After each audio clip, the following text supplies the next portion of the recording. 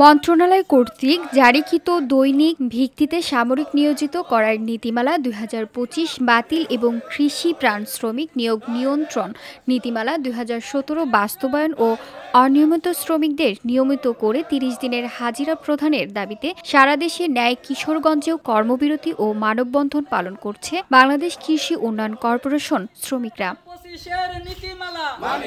সোমবার সকালে জেলার শিক্ষকপল্লী এলাকায় এগ্রিকালচারাল সাপ্লাই কর্পোরেশন অফিসের সামনে দিনব্যাপী এই কর্মবিরতি ও মানববন্ধন করেছেন। একই সঙ্গে নারী শ্রমিকদের মাতৃত্বকালীন ৪ মাসের ছুটি নিশ্চিত করা, বিনা কারণে শ্রমিক ছাঁটাই বন্ধ, বছরে ২টি উৎসব ভাতা ও বৈশাখী ভাতা প্রদান, অনিয়মিত শ্রমিকদের নিয়মিতকরণ, মৌসুমি শ্রমিক পদ্ধতির অবসান এবং মাসে ৩০ দিনের হাজিরা নিশ্চিত করার দাবি তোলেন তারা।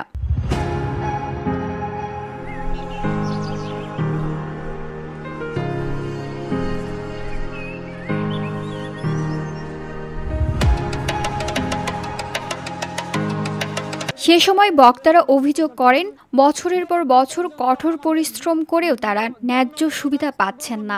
আমাদের দাবি অবিলম্বে না মানা হলে আরো কঠোর আন্দোলনের কর্মসূচি দেওয়া হবে। আমরা তো চলা লাগে, আমরা তো আছে না সাধারণ মানুষ, আমরা তো চাহিদা আছে, আমরা তো চাহিদা বেতন দিয়ে পূরণ হয় না, আমরা তো কষ্ট পাই। তারা অফিসাররা কর্তৃপক্ষ কেন বুঝে না?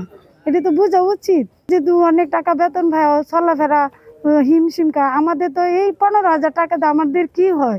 আমারও তো বাচ্চা আছে, সন্তান আছে, সংসার করে চলা লাগে। এমন গাধা যে আমাদের এই হাজিরা পাস করার সময় দেখলো না যে ২২ দিনের হাজিরা দেওয়া হয়। ২২ দিনের হাজিরাতে গুণ দিলে হয় ১৫,৪০০ টাকা, আর আমরা বিগত সালে পেয়ে আসতেছি ১৫,০০০ টাকা।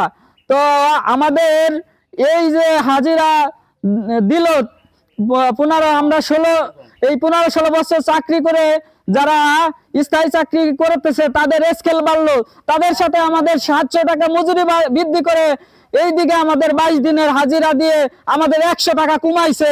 আমাদের কোনো এখানে বেতন বৃদ্ধি হয় নাই। সকল শ্রমিক ঐক্যবদ্ধ এখানে দাঁড়িয়েছি। আমি যথাযথ কর্তৃপক্ষের কাছে জানাতে চাই, আমরা ২০১৭ নীতিমালা বাস্তবায়ন চাই। ২০১৭ নীতিমালা শ্রমিক বান্ধব, শ্রমিকের জন্য। কিন্তু আপনারা লক্ষ্য করবেন ২০২৫ সালে অর্থ মন্ত্রণালয় যেই শ্রমিক নীতিমালা প্রণয়ন করেছে, উক্ত শ্রমিক নীতি প্রণয়নে আমরা সকল সুবিধা থেকে আমরা বঞ্চিত হচ্ছি। ২৫-এর নীতিমালা। VOD Bangla news desk. চলবে।